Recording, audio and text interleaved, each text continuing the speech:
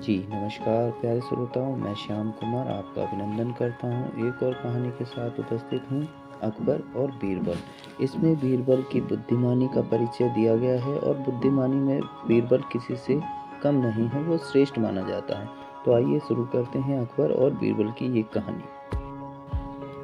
अकबर हमेशा बीरबल की बुद्धि की समय समय पर परीक्षा लिया करते हैं। तो इसी तरह एक दिन बगीचे में टहलते हुए अकबर ने बीरबल से सवाल किया, मैं तुमसे 2 सवाल पूछना चाहता हूँ। तो बीरबल मुस्कुराकर कहते हैं, जी जी हुजूर पूछिए। तो अकबर बीरबल से कहते हैं, मेरा पहला सवाल है कि ईश्वर कहाँ रहते हैं, और दूसरा सवाल है ईश्वर कहाँ मिलते हैं। बीरबल कहते हैं, जहाँ पना मैं सोच विचार करके इन सवालों का जवाब कल दूंगा। तो बीरबल सोचते सोचते घर पहुंचते हैं और बीरबल का बेटा अपने पिता को गहरी सोच में डूबे हुए देखता है और पूछता है, पिताजी आप क्या सोच रहे हो। बीरबल सारी बात अपने बेटे को बताते हैं। तो इस पर बीरबल का बेटा कहता है, आप मुझे कल अकबर के पास जाने के लिए अनुमति दीजिए।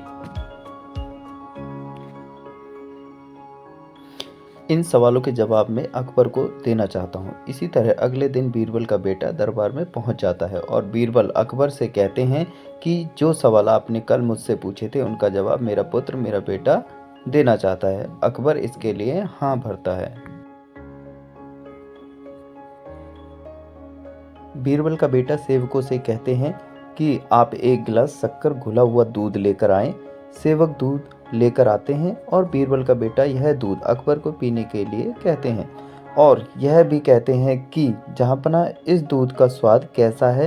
तो अकबर जवाब में कहता है कि यह दूध तो मीठा है। बीरबल का बेटा पूछता है, क्या आपको इसमें शक्कर दिखाई दे रहा है। अकबर जवाब में कहता है कि शक्कर तो इसमें घुल चुका है, आखिर कैसे दिखाई देगा। तो बीरबल कहता है, ठीक इसी प्रकार ईश्वर संसार के हर एक वस्तु में रचे बसे हुए हैं, उनकी खोज करें तो वह हर वस्तु में बसे हुए हैं।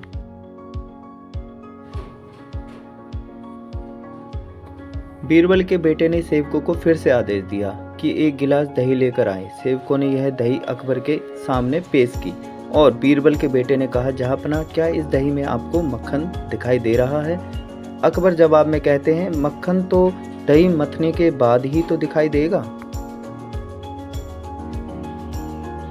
इसी प्रकार बीरबल का बेटा जवाब में कहता है, जहाँपना ठीक इसी तरह गहन मंथन से ही ईश्वर की प्राप्ति हो सकती है। यह सारे सवालों का जवाब सुनकर अकबर हैरान हो जाता है और बीरबल के बेटे की बुद्धि से खुश होकर उसे पुरस्कृत करता है। तो मेरे प्यारे दोस्तों, इस कहानी से हमें यह शिक्षा मिलती है कि बुद्धि से लिया गया फैसला हमें सदैव विजयी बनाता है। तो धन्यवाद।